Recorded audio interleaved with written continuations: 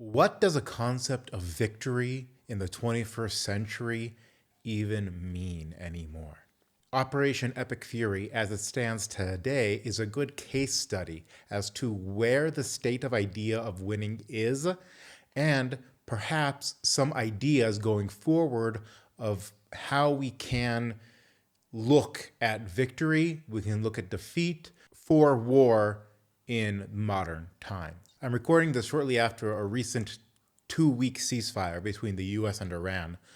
And I think the recent events have given me a little opportunity to take a step back and try to actually understand what victory even means. So in this video, we'll be touching upon not only Operation Epic Fury in Iran, but also Israel's recent wars with the Iranian proxies, and I'll touch upon Iraq, Afghanistan, a little bit about World War II, a little bit about early modern conflict, Napoleonic Wars, and more importantly, the Middle Ages. I'm doing this to try to get an understanding of whether our idea of winning, our concept of victory, is new or is it subject to change? Is it a universal truth that is always true in every age, or can it change when conditions change throughout history?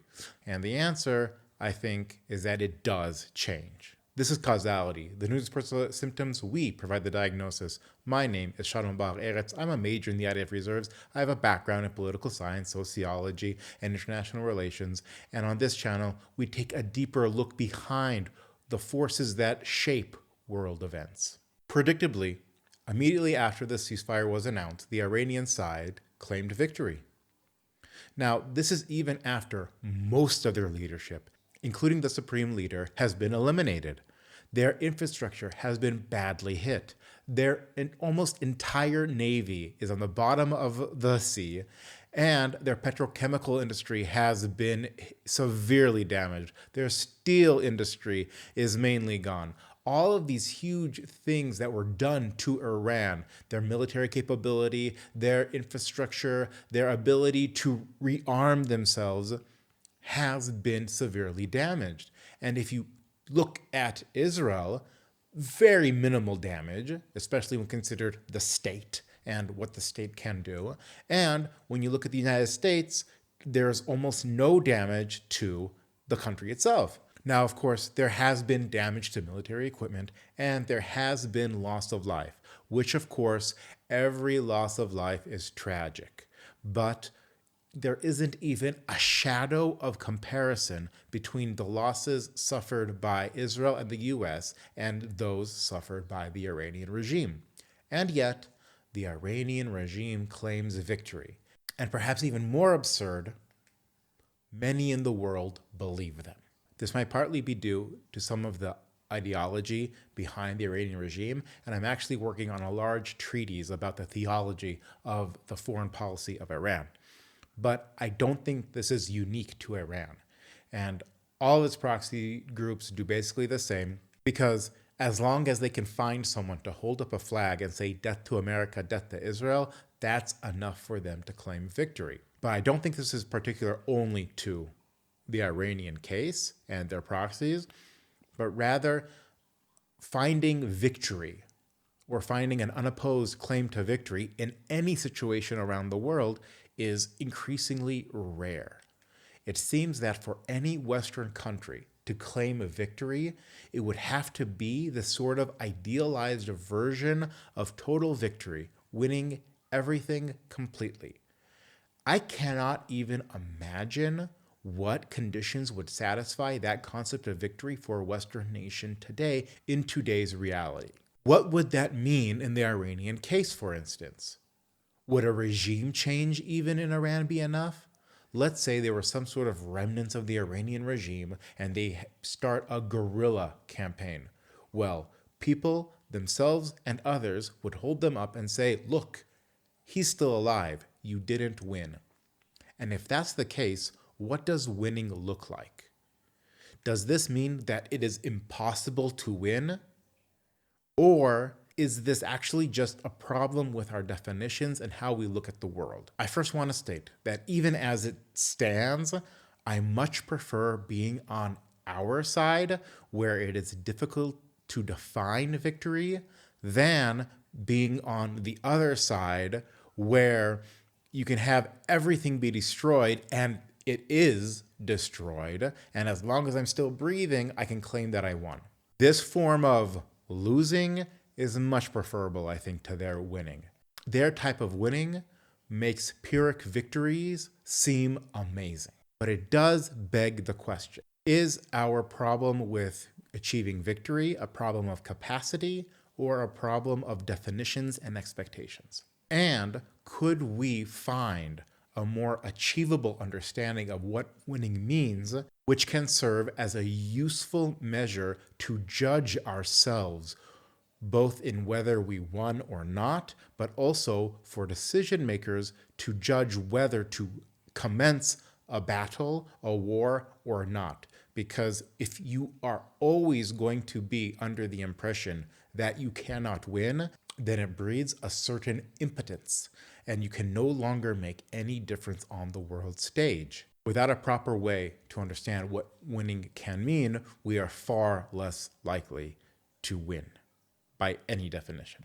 But we also have to make sure that what we are forming isn't just making excuses, and it can be objectively looked at as either winning or losing.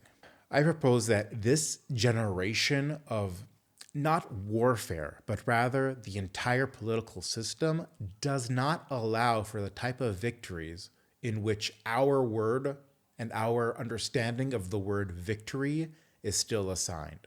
What do I mean by that? When was the last time during a hot conflict did a modern military win both the war and the peace in a way that can be called victory and was agreed upon as victory? Perhaps only in World War II. Most other conflicts have simply become frozen.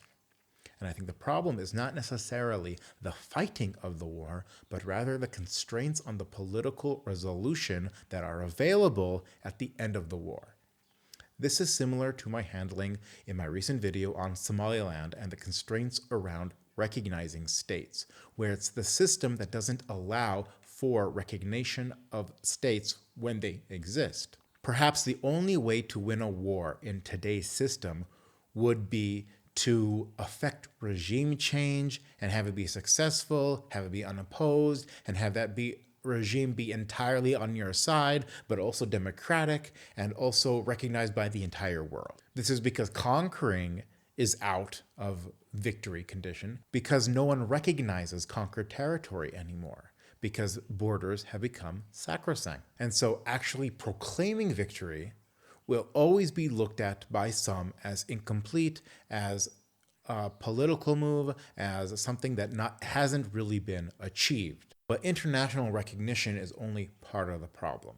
I think more importantly, holding territory of an enemy is now vastly expensive. We need to speak of a sort of cost-benefit analysis in controlling territory. It's not that it is impossible, but it seems to be the case that the cost of controlling territory is simply high enough that most states don't think it's worth it for almost every potential benefit. To understand this, let's contrast that with previous generations of political system and warfare. During World War II, which was perhaps the last time when conquering territory seemed to work, it was coupled with vast amounts of population exchange, which allowed that territory to be held relatively easily. But that was also kind of due to very specific circumstances of World War II.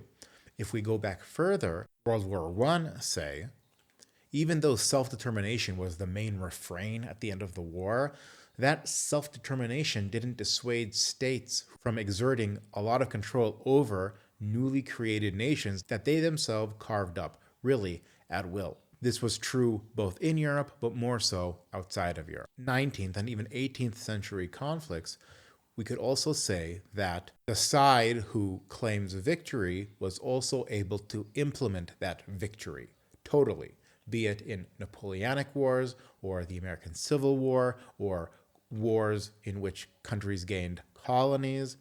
It was almost a given that if you could conquer that piece of land on the battlefield, it would be relatively easy to control that territory and population compared to today. I think that really you have to go back to the Middle Ages to find more parallel examples of what might be called limited victory, where one side wins, but that does not entail the other side losing all say at the peace table, where there were forms of victory which did not include total surrender. I would raise the thesis that this has to do with the balance between the cost of victory and occupation of territory versus the means available to the state doing the fighting. Then, as now, it cost simply too much to impose your will on a dissatisfied populace. Then, it wasn't because of insurgency and urban conflict, but because of what can be called the primacy of defensive technology, i.e., the fort or castle. Even a relatively small population found inside a barony could raise a fortification that, before the advent of gunpowder, would require a large, well-supplied army of a large state to take down. So while these could and were defeated and taken down, the cost-benefit analysis made it less advantageous to continue a war until you take down every last fort. This means that when forming peace treaties, the losing side still had abilities and cards to play. And this meant that peace treaties had to be more limited in nature, because you could not simply demand full surrender from an opponent who still has real tangible abilities and assets. The result of this often led to long wars with inconclusive periods in between. Of course, the amount of difference between today and the Middle Ages are huge. But that being said, I do think we can find some informative parallels. But even after finding these parallels, where does that leave us? I think that it's important to understand that the type of situation we find ourselves in isn't unique. Simply by understanding that this is in part due to the type of system and the type of technologies and the type of insurgencies and the type of urban conflict and the cost in total victory that we have today being different than what it was in previous times, but also that this isn't unique to our time and that it has existed in the past, can help us understand that the problem isn't simply that we cannot achieve victory, but rather that that type of victory is increasingly elusive in our day and age.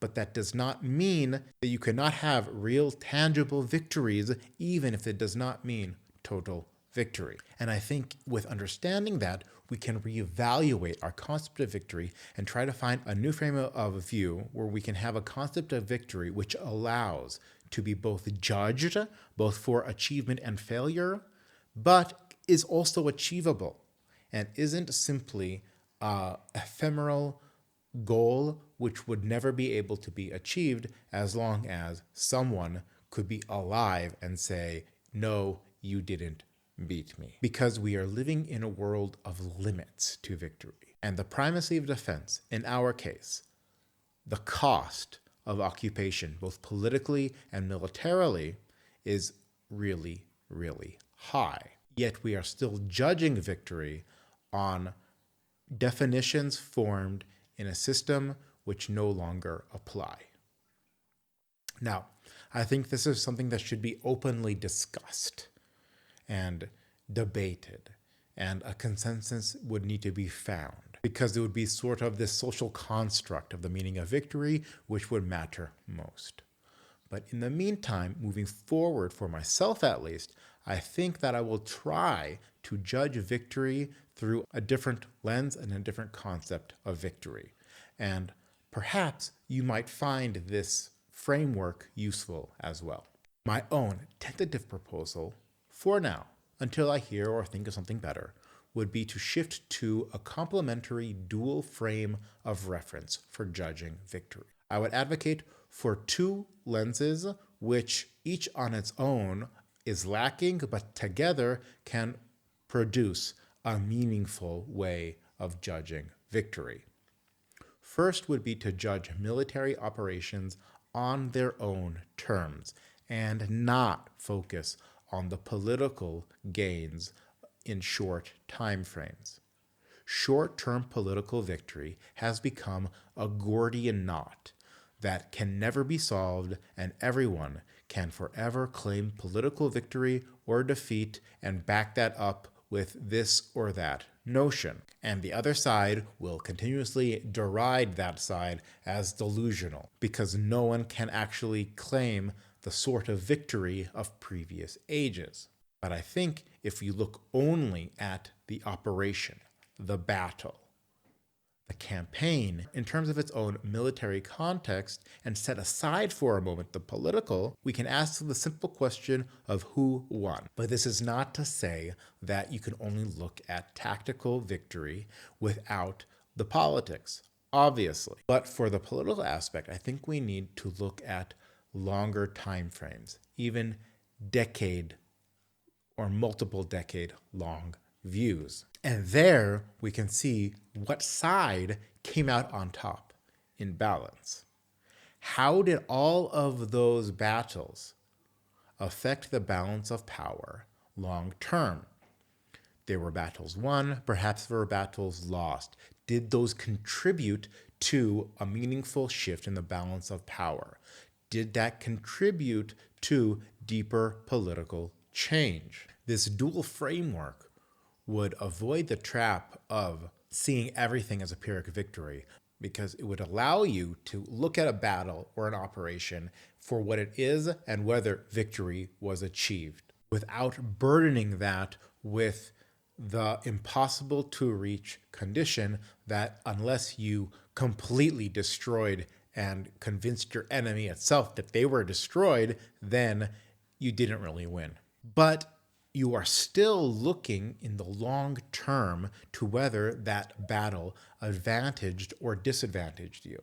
I think together it can bring clarity to both leaders and the public. The long-term outlook doesn't only come into play after the fact, after the long period has taken place.